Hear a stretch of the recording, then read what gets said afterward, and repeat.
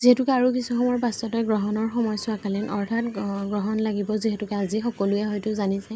তাৰ বাবে ভাবিলোঁ সন্ধিয়াতে চাহকাপ খাই ৰাতিৰ ভাত সাঁজৰ যোগাৰো কৰিলোঁ। আনহাতে কেৰাহীটো পাতি সৰহকৈ পিঁয়াজ কাটি ল'লোঁ আৰু লগতে 2টা কেঁচা জলকীয়া।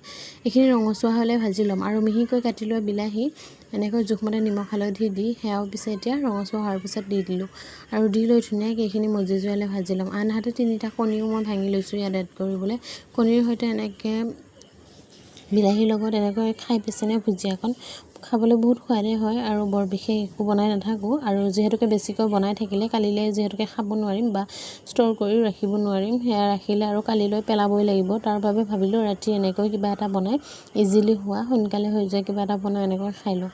তাৰ বাবে ধুনীয়াকৈ কণীকেইটা পিছে এতিয়া এড কৰি দিলোঁ আৰু ধুনীয়াকৈ এইখিনি লাৰি ল'ম যেতিয়ালৈ ধুনীয়াকৈ মুচমুচীয়া হৈ নাযায়, অৰ্থাৎ ভুজিয়াকণ ৰেডি হৈ নোযোৱালৈ ভাজি ল'লোঁ। আৰু এয়া আমাৰ ৰেডি হৈ গ'ল ডিমৰ ভুজিয়া।